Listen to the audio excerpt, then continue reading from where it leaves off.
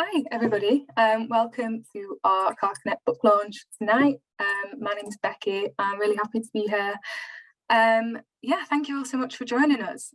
So we're obviously here to launch the 1821 Rhapsodies of Petrus Borel, translated by John Gallas and Gänzl. So we'll be joined tonight by John and also by Carcanet poet and translator Jenny Lewis, who's also a playwright, children's author, songwriter, many other wonderful things. You might know Jenny from her Carcanet collection, Gilgamesh Retold, which is a really brilliant feminist retelling of the Gilgamesh myth. So I'm going to hand over to Jenny in just a few minutes, who's going to introduce John and start the evening, but first go through a few technical things. So tonight is going to last about an hour.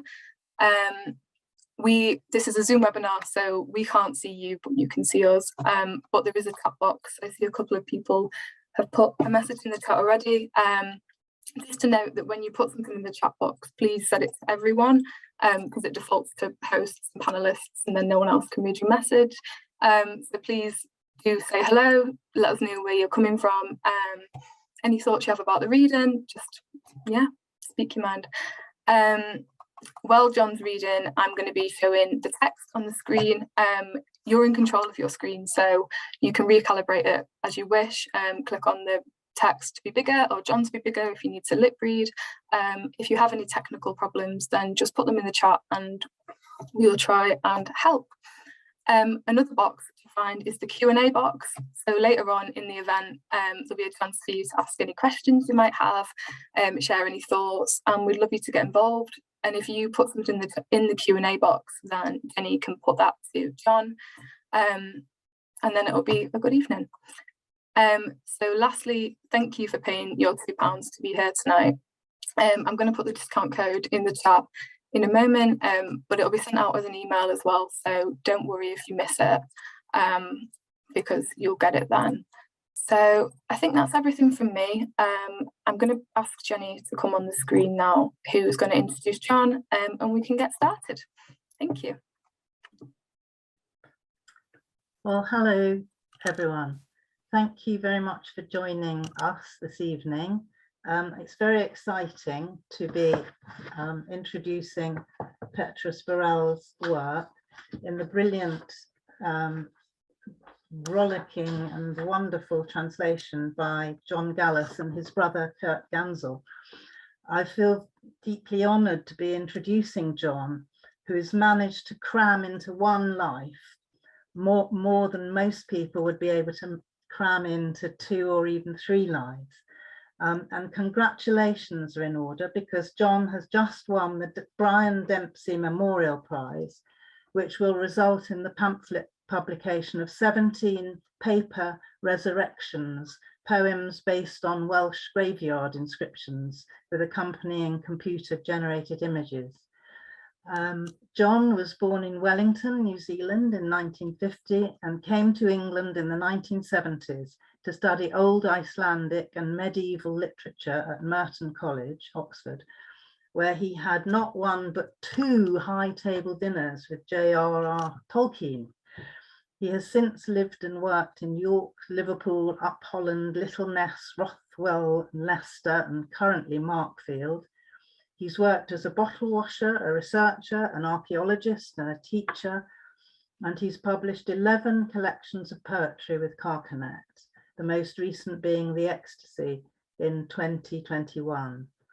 Rhapsodies 1831 by Petrus Borel is one of 3 translation projects for Carcanet. The previous 2 are €52, published in 2013, and the Song Atlas, 2002, which was the world's first anthology of poetry from every country in the world. John worked for 25 years with the Student Support Service in Leicester, teaching and helping permanently excluded school children.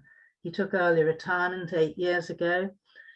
He's amazingly well-travelled, including to most of the Pacific Islands, which resulted in 17 very Pacific poems, which was the winner of the Indigo Dreams Pamphlet Prize in 2016. He's also travelled to nearly every corner of the world, the USA, Australia, Canada, Europe, Russia, Egypt, Tunisia, Malaysia, etc., etc. And he's also biked around the whole coast of Great Britain and Ireland. And he's walked John Clare's route, 125 miles from Epping Forest Hospital to Northborough near Peterborough, which resulted in Mad John's Walk, published by Five Leaves Press in 2017. John is a fellow of the English Association. He was the St. Magnus Festival Orkney Poet in Residence in 2016, and he's currently the Saxon Ship Sutton Hoo Poet in Residence, including his publications with Carcanet, Indigo Dreams and Five Lives Press. He's published a total of 27 books, the others being with Agraphia in Sweden, Cold Hub, New Zealand, Cesarus Press, and most recently with New Walk Press, which published Aotearoa Angleland, 30 plus 30 tankers. Don't know if I pronounced that properly. He's currently translating the Holy Sonnets of Vittoria de Colonna and Gabrielle de Coignard for 6 volumes. I think it's actually going to be a box set of meditative poetry for the SLG Press.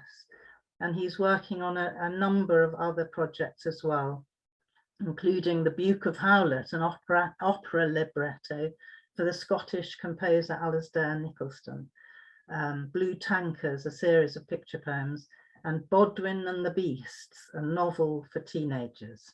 And John says his delights are biking and tramping, film watching, tending his field, Leicester City, camels, piano practice, Bruckner, Schnittke, Edvard Munch, rereading Icelandic sagas, trying to learn to speak Maori, audiobooks, lettuce of all kinds, his caravan, and a bit of writing. So please welcome John Gallas. Hello, everybody, and thank you very much for that wonderful introduction, Jenny.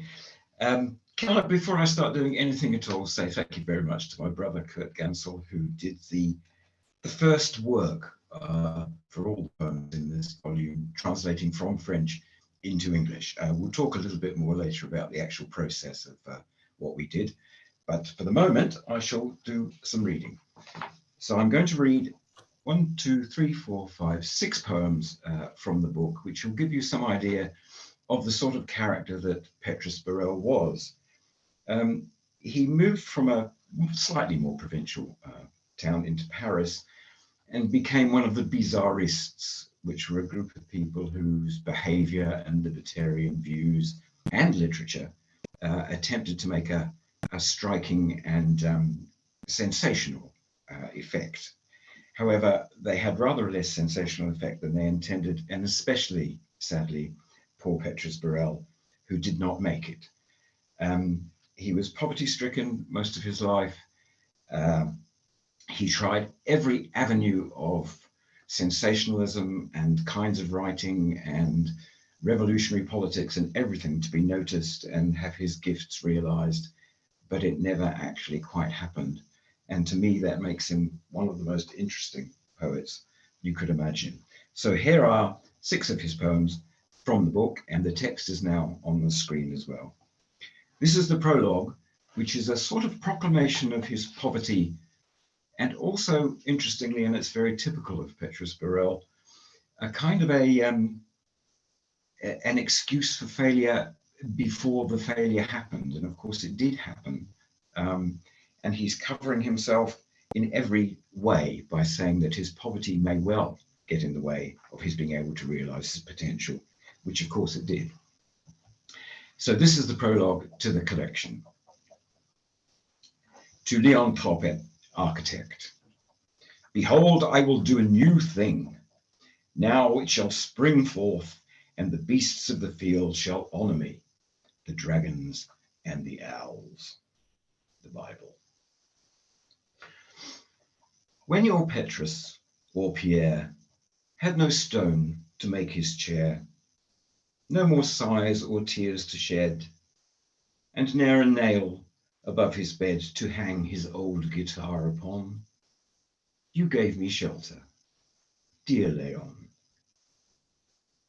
Come, little rhapsodist, you said, write your poems, eat my bread, although the sky is hardly blue and Homer's heaven is not for you, nor that which warmed the troubadour, for here 'tis cold, and you are poor. Ah, Paris has no forest free, so come, my little poet, to me, where pinched but happy we may live and friendship to each other give, and we will share our little lot of sweet hashish till all's forgot. My humble and ashamed soul thus blessed the friend that made it whole and helped it in its misery. For in my cruel adversity, struck long and low with anxious fear, you only, Leon, shed a tear.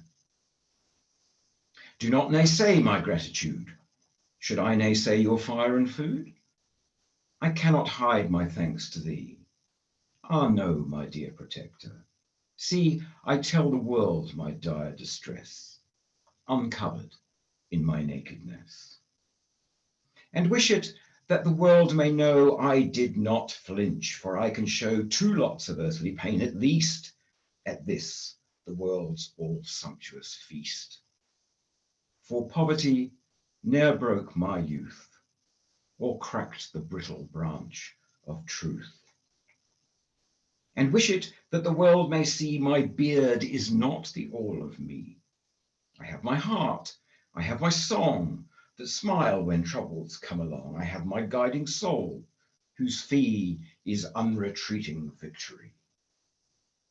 And wish the world may understand that with no buckler in my hand, no lordship or no kingly place, no gentleman's too flattering face, no usurer's ill-gotten gains, I am no Byron for my pains.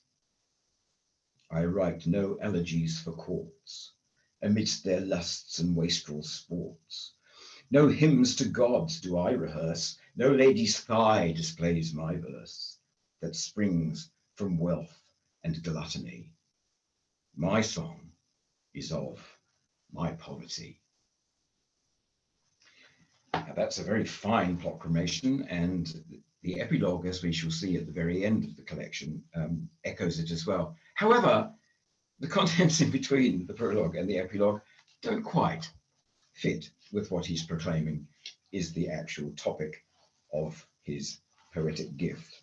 And the next poem, which is called A Timely Corrective, is a lovely kind of what I love poem, which is a very engaging and quite a sweet sort of poem in its way. But typical Petrus Borel, it also contains just that little bit of not being able to avoid the posture of being a libertarian and a revolutionary and something that's going to make a stir, even though he proclaims that his heart is basically a fairly quiet one, which is why it's called a timely corrective, as we will see as we read. A timely corrective. Don't call me cold, don't call me proud, don't think my heart's a brazen door, my eye aloof, my smile unkind, my soul shut tight to soft desire. You may know much, but not my mind. Think less that I am ice. I too can love and burn and promise to be true. I love with gloomy majesty, like kingdoms shot with bloody light. Alone on some old balcony, my lute plucks forth its shimmered scales. And hid from sight, I count the kisses lovers share, while in the night the floating moon rocks with silver light. The 100 hunters bursting mud, the brash horns winding in the woods, the beaters and the howling hounds, the hue, the cry, the bloody end. And underneath the setting sun, the hill folks pipe in glades unseen and tread their quiet measures on the green. I love the fume of frankincense and manna and the sweet field flowers, to loll half nude at hot midday on plump divans in dizzy rest. A pipe, a scented cigarette, an aromatic tea, refined to mollify my melancholy mind. To plunder long forgotten books and find new liking in the dust. Unknot some Greek or Latin ode, try a verse, unearth a gem. And then the crazy reeling feast, the shameless orgy. As I read, my body sinks beneath the weight of greed.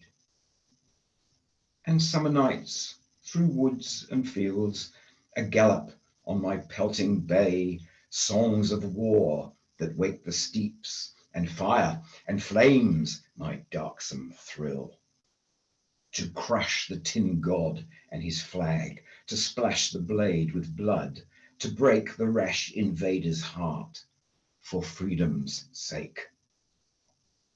Don't call me cold, don't call me proud, don't think my heart's a brazen door, my eye aloof, my smile unkind, my soul shut tight to soft desire.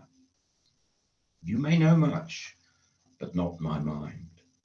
Think less that I am ice. I too can love and burn, and promise to be true. The third poem I'm going to read is called The Adventurer. And this is a shortish poem, and yet another form, that one that he liked, that Petrus Borel liked very much, was a kind of dramatic monologue which failed to disguise the fact that it was sort of him, really. So it's a bit of both. And this is The Adventurer. This suffocating sand cannot be crossed. 2 nights have passed since first I left its shore. Westwards I walk and am not out of it. My feet sink hopeless deeper in its waste. My staff is broken and my body fails. And now, quite worn, I sit and wait to die, alone as some old ruin's ghostly shade amidst this nothing, shelterless and wide. With blankened stare, I contemplate the earth that stretches endless as a giant sheet. Nothing but my thirst and me, and silence. Only my breath and beating heart. Ah, God, I topple, weak and bent with pain.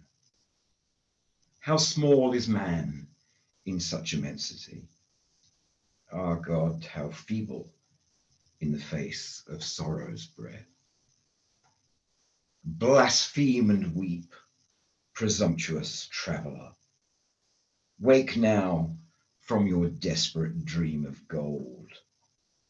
My end deserved, and yet deserved more. My father pining unto death, and I, unfeeling, clutch at wealth and find it death. One wonders if Petrus had succeeded in clutching at wealth, which he tried very hard to do, if he would have had quite the same attitude. But it's an effective dramatic monologue nonetheless. The next poem, or section of a poem, is called Patriots, but it's a section from a quite long revolutionary poem about the 1830 revolution, which didn't quite work, as most of the things in Petrus's life didn't quite work. And it's called The Night of the 28th, and I'm going to read sections 2, 3, and 4, which I think actually contain some of the best writing that is in this volume. So it's about the people going onto the streets to fight the troops of the king in the attempted revolution of 1830. So section 2. The greybeard here, the shepherd there, the beaten child, the girl, the friends, the rich, the ragged, all as one. Hope lights upon the barricades, whilst at the doors the myrmidons defend the mansions, locked and barred, each house, each chair an armoury, each gate, each wall a powder keg, each darkling roof a sheet of shot. And Paris burns with prayers and steel all offered up in mad dismay amidst the very flames of hell. 3.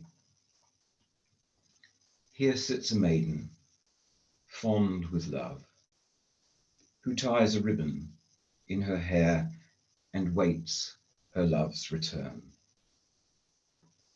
and hears his footsteps on the stair and smiles that there is peace at last, while on the street his body burns.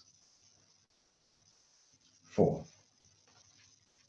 What is this fallen, darksome thing that echoes to the moonlit storm?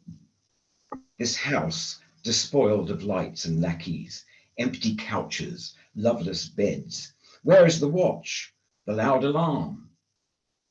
It is the palace of the king.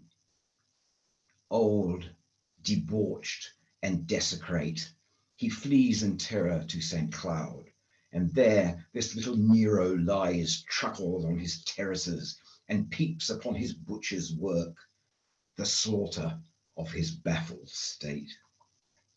Enjoy your handiwork, your sweet revenge, your fireworks, your feast, for nothing lacks to entertain.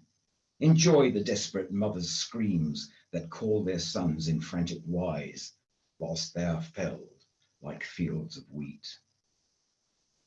The night is done, and dawn is near, so quick, ye dogs, lick spittles, rats, bring forth your hunting horns, your hounds, the devil wants more blood. Come now, bring forth your bloody flaying blades, and lap the blood that gushes here.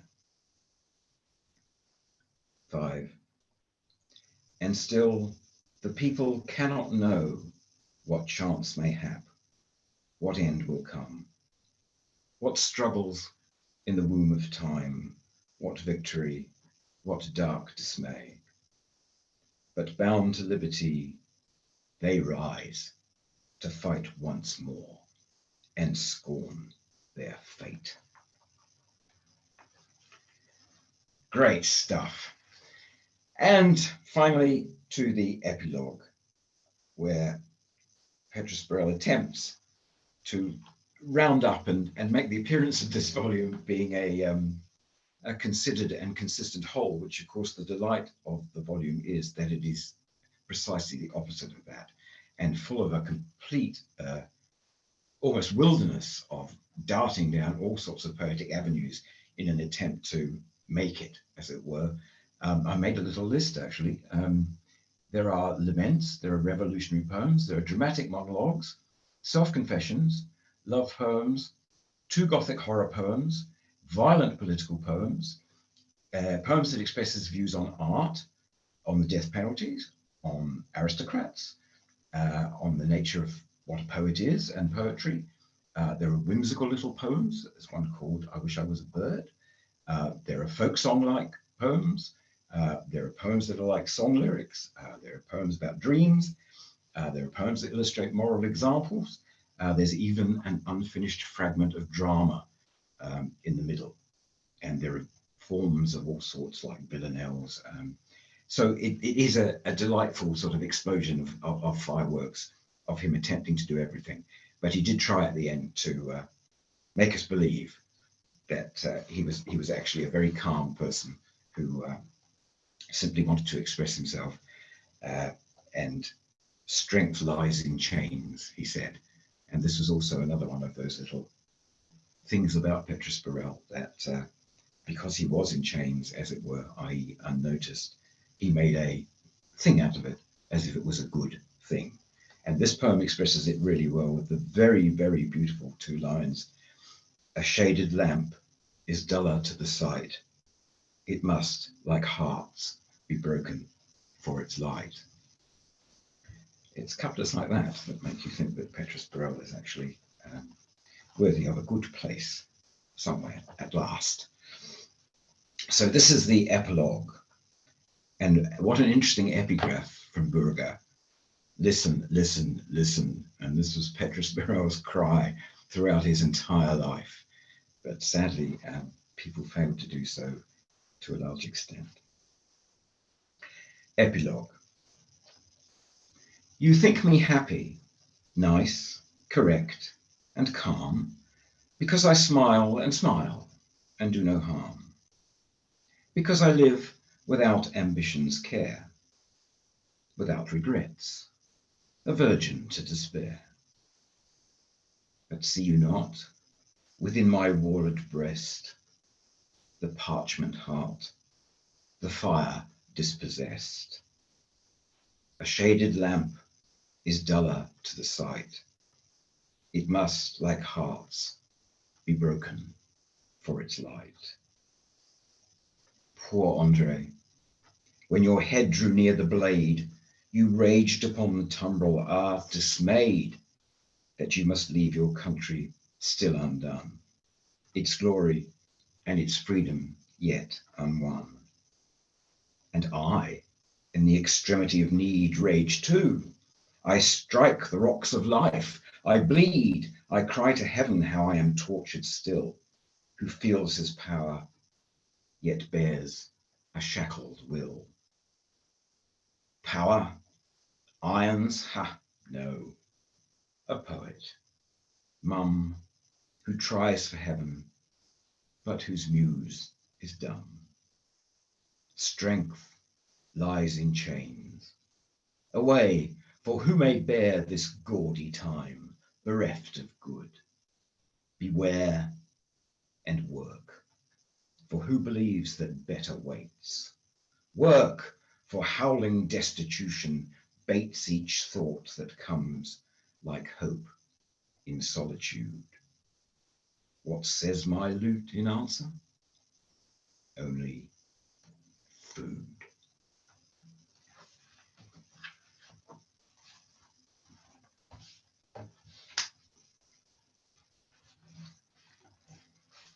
John, that was absolutely wonderful. Just so marvelous that your reading brought out all the rhythms and the textures and the patterns of the poems. And I think you've done young Petrus Borel proud. I'm very happy to do that. I think he's worth being proud about, and it's nice to think you've done a little bit of something to put him back in a place where he would have felt that he'd made a step in the right direction. Yes, you say I sort of underlined in my book some of the couplets that just seem to be wise beyond his years. He was only 20 when these, so a lot of them must have been written when he was still a teenager. I break it from the worker's holiday. I break my chains and stir against the yoke. Beware, man counts his days of dearth and waits his hour. That seems to me a very profound statement for a 20-year-old. Yes, I think he does lurch between a kind of wisdom that's probably won because of his difficult situation, and there's sort of a tempestuous, teenagery sort of almost hysteria when it comes to matters of revolution and love and personal success, all of which he failed at fairly majorly. But the wisdom that's in there does testify to his talent of not only thinking about what happened to him, but putting it into very, very good poetry indeed. Kurt, of course, was a better judge at that because he read all the originals, but tried to give to me not just the word by word, line by line translation of each of the poems, but also any hints that he had about the vocabulary and the general feel of the poem, and the enjambments and neologisms and things like that. So all that was noted as the translation went on. And I tried my best to follow all of those things that I could that didn't get in the way of making me try and make Petrus Borel sound as if he'd written his poems in English in the first place. So yeah, so you've worked with Kurt before on your other translations for Carcanet. I think something I would have found most difficult as a translator is the archaic language. How did you? I mean, you have dealt with it beautifully, and the way you've written, you've translated and also read tonight, sort of shows your sort of great sympathy with Borel. But how did you approach the archaic language for just to take one point? Well, I mean, it's a very difficult one to answer because I think it's almost unanswerable because it's so complex. I mean, I'm quite aged now, and I must have read and have read quite a lot. And I think it's not just a general effect, but also my particular favorites as well, instilled into you because you read them so often, a kind of a process of language which you can transfer into other things that you write yourself. And obviously, if you're writing your own poetry, you don't want to transfer those things because they're recognizable. Unless, of course, you want to. I mean, my last book, The Ecstasy, had intentional echoes of John Donne quite strongly through a lot of it. And people did notice that, and that was good because it was meant to be. But I wouldn't want Petrus Borel to sound like John Donne, but he does sound a bit like Shelley at times. And I made the most of that by actually using a couple of Shelley type. I mean, I fall upon the rocks of life, I bleed, and things like that. You can put those in. So it's simply having read and having a facility with the fact that over your life in all periods, you've read quite a lot.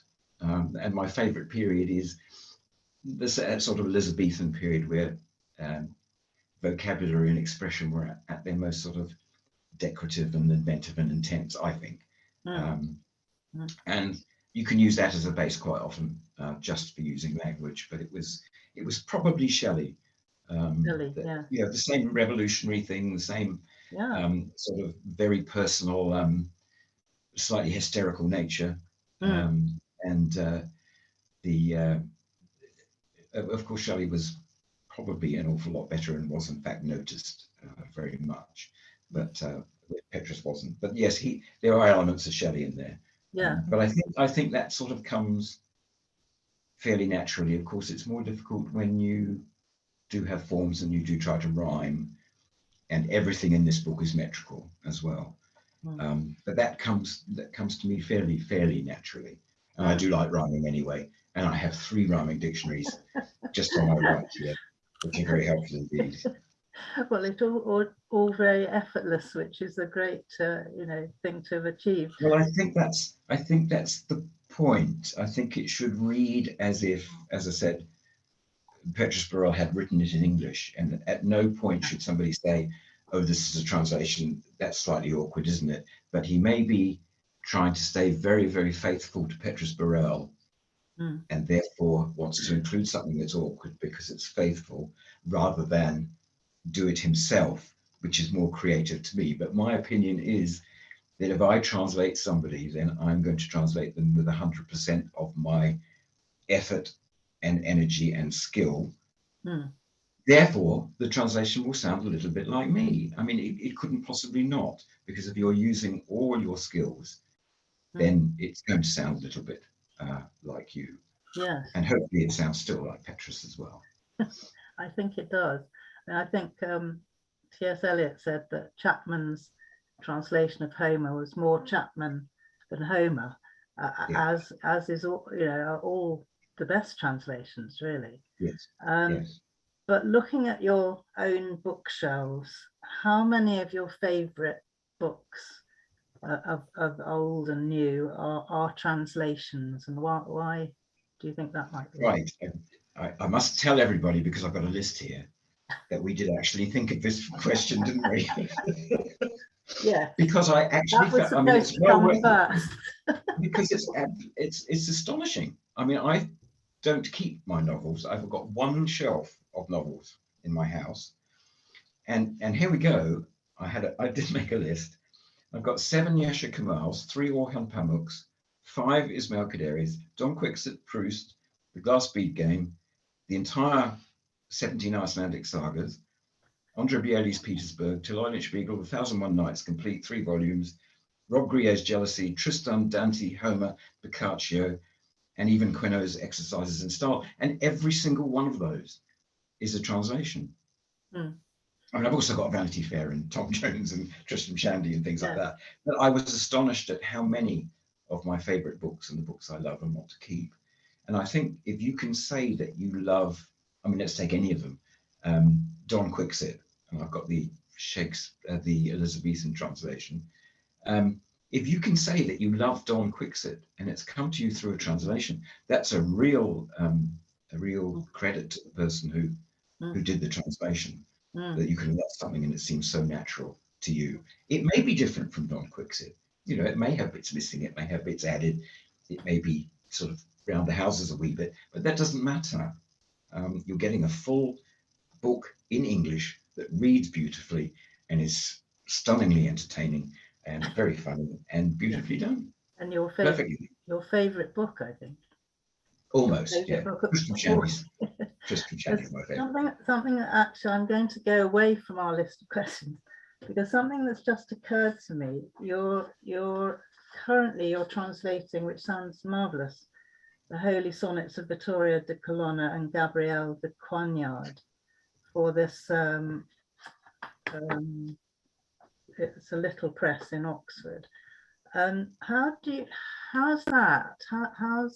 I mean, you've gone into the head or the life of a young Parisian at the time of the 1830 revolution. How do you get into the mind of a medieval, I don't know, were they anchoresses or nuns? No, they were sort of they were both quite wealthy society women who, not later in life, but who at some point during their lives decided that God was a better bet than men, and that they would spend the rest of their lives being holy.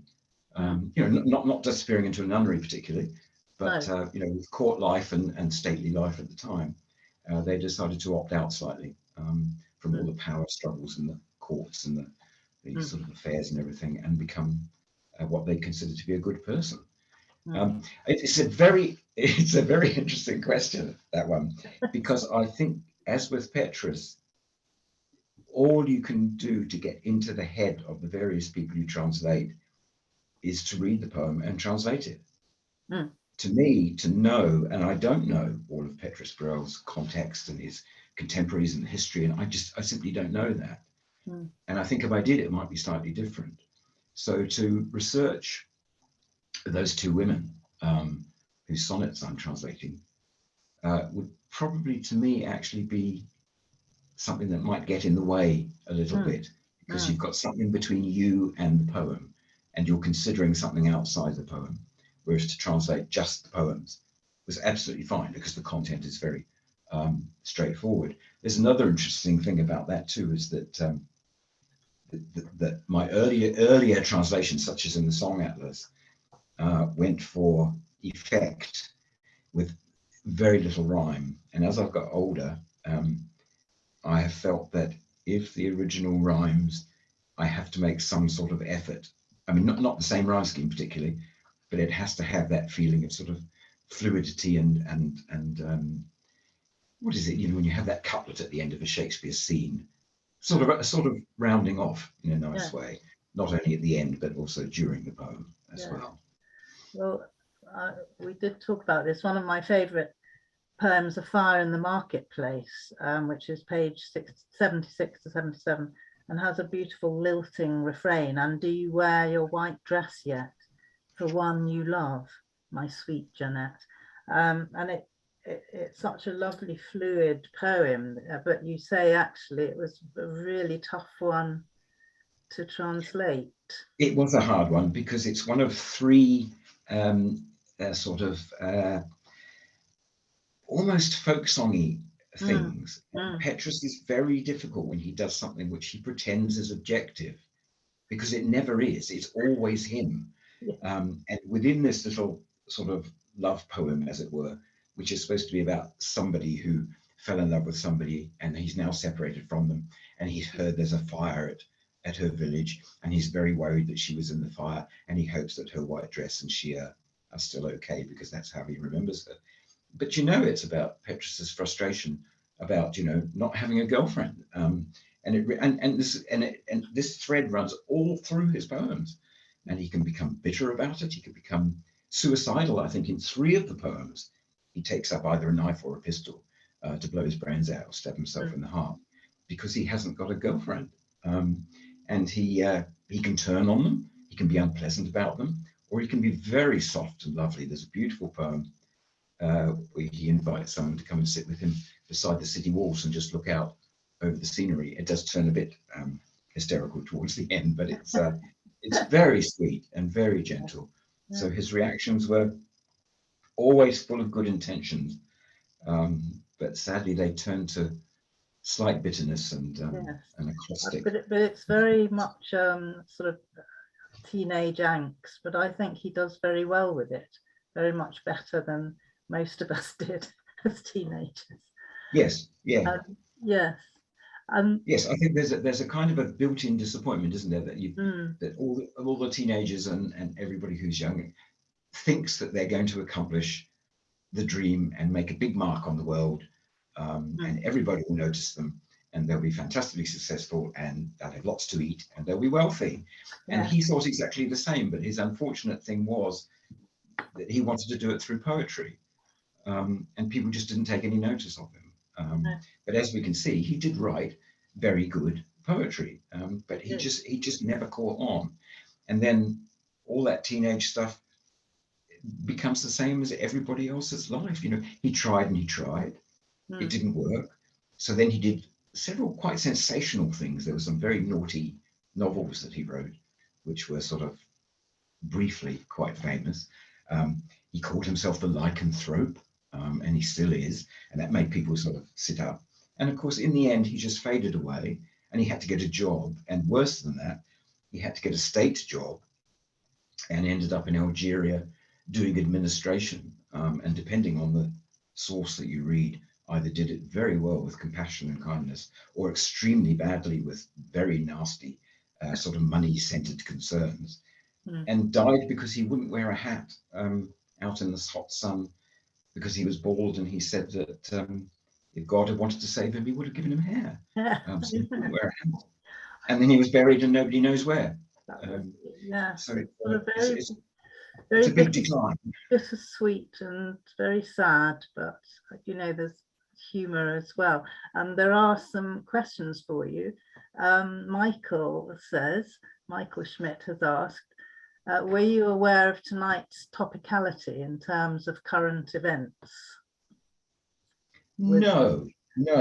I think that the Patriot song I would have included at any time, because I do actually think it contains some of his best writing, because he manages to be revolutionary, but the revolution was bigger than him, and he took it as a historical event, and he didn't get into that poem very much. And the benefits of that are quite obvious. That beautiful section about the girl who's combing her hair and hears footsteps on the stairs and thinks her lover's coming back, and his body is burning in the street. That's only, for Petrus Borel, that's extraordinary. It's only 6 lines. Usually he's all over the place. So he contains himself, and he managed to produce a very beautiful set of small sections about the revolution and about war in general, which consequently are much more telling and much more powerful, because you say, oh, that's him whining again. And in this case, it isn't. He's managed to do something sort of more interesting. I'm guessing that was about war. Yes, and in which case that would be, yes, war, revolution, and that would be my answer. What's going on in the world at the moment? So Elizabeth Mills has asked, did you find difficulties in translating Petrus's grand gestures and aspirations, being so young, so that they don't sound like empty rhetoric, as they don't usually? Oh, that's from Janet Wilson. I'm a bit confused. But anyway, either Janet Wilson or Elizabeth Mills has asked you that.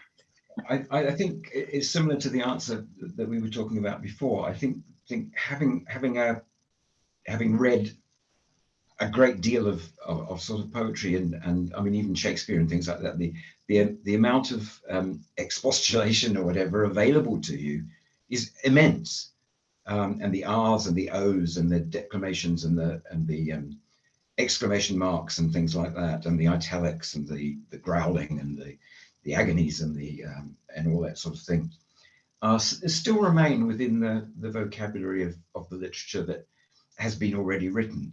So you can pull in any of those from any of your reading, and hopefully, I know it is difficult the O's and R's can sometimes be quite difficult, and in fact they're less effective on the page than they are when they're read, because they can be read in conjunction with the words that go before or after, or they can stand alone, and they have a different effect depending on how they're read.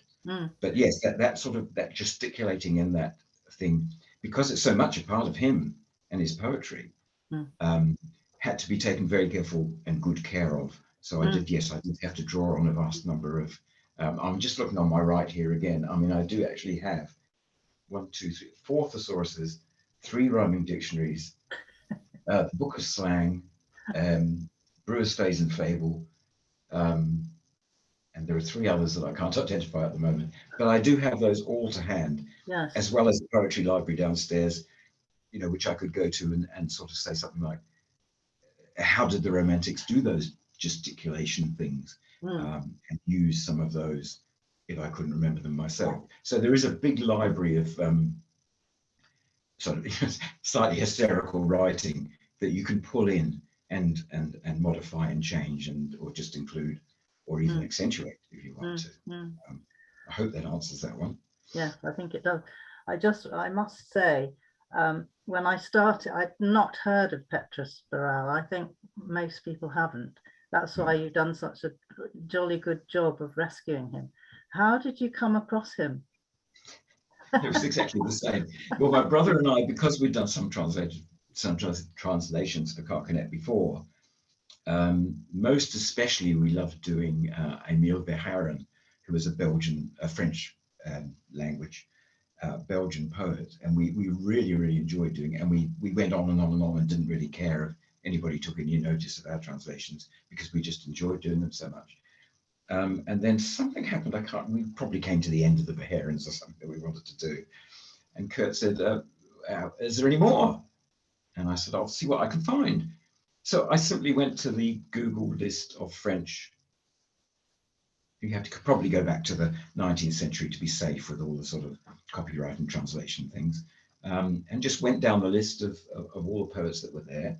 I've heard of that one. That one's been translated lots of times. And there were 3 or 4 who seemed slightly neglected. There was one, I can't remember who it was, that I thought of, but I read the poetry and I thought, no, not that it's not good, but that it wasn't us. But Petrus was. And I didn't even read Enid Starkey's biography before I wrote the poems, translated the poems, which I think was interesting. And I read it with terrible apprehension, because I thought she might say something like, and of course they're all in a something dialect, which means that you could only translate them into something or Cornish or something like that. But fortunately she didn't, because it isn't. So that was fine. So yes, it was just a trawl through French poets of the 19th century and 18th century, and trying to find somebody who had a complete. And also one of the big attractions was that this was a complete volume.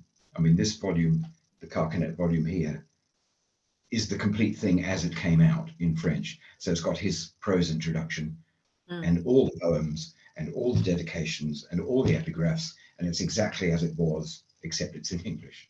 Yes. John Fleming has actually put in chat, John asked that same question, how did you discover him? And then he said, you said he was us. In what way? I'm not sure. You said he was us. Yes, yes. Yeah. In what way? Yes, I think that sort of the dreaming and slightly revolutionary youth. We've all done that. I mean, everybody's done that. I mean, he's slightly different. He's slightly more hysterical. He's slightly more denied. He's slightly more this and that. But all the poems still reveal that sort of teenagey angst that everybody goes through. And you know, it's perfectly true. You know, people sow their wild seeds. They settle down. They sit on the sofa. They watch television. They go to work. Then they retire and they probably, you know, do some traveling and things like that. Then they die. And Petrus he didn't actually do that. I mean, the skeleton of his life is like that, but around the edges, there are some fascinating sort of ups and downs that are far more extreme than the things that most of us would do now. And I think that makes him quite attractive. I feel a bit sorry that he didn't write a volume when he was working in Algeria. It would have been fascinating to see, you know, if he was allowed to develop as a poet, what he would have done. But you do get the impression from this volume that he wouldn't really develop as a poet. It's all there. Well, if he'd been, you know, if his first volume had been reviewed and had moderate success, he might have done. But he was so defensive, wasn't he? Yes. I love that he sort of criticizes himself in advance, so nobody else can. Calls his own poems mere spittle and dust. Yes. And yet he says anyone who's critical of them must be failed shopkeepers and pom-pom makers. Yes. Yes. I mean, which made me laugh a lot and made me like him a lot. Yes. There's a sort of almost like a pre-knowledge that he's going to fail, and he sets everything up in order to blame somebody else for that failure. That you know, I wasn't advertised enough. I didn't have enough money. I was picked upon because I was a revolutionary. The girls didn't like me, and all this sort of thing. And he builds all those up and up and up and up to explain the failure that he sort of somehow seemed to know was going to happen. Yes. But he did try so hard. Even you know, after this volume, all those different things that he tried to write in order to succeed, and it just didn't happen. But I think you've done such a good job, John, and Thank you very much. I hope he's up there somewhere. So do I. You know, stroking his scented beard and feeling at last that he's been vindicated. I hope so too. Lots of people discover him through your book. I agree, and I hope so as well. Thank you very much, Jenny. Thank you very much, John. Absolutely brilliant. Well, thank you both so much. That was such a wonderful event. John, it was really amazing to hear you read. And Jenny, it was a brilliant discussion. So thank you both. Yeah, it's been a really wonderful evening. I'm going to put the discount code in the chat again in a moment. But just before I leave, let me just remind you about our next launch, which will be next week, where we're launching the debut collection of poems by Colin Forbeen with John McAuliffe, lovely John McAuliffe. That'll be at the latest time of 7:15, and I'll send a link to that as well. I'm going to leave the chat open for a couple of minutes just so you can get any last messages in there. And yeah, but thank you both. It's been such a lovely evening. I'm really glad to have been here.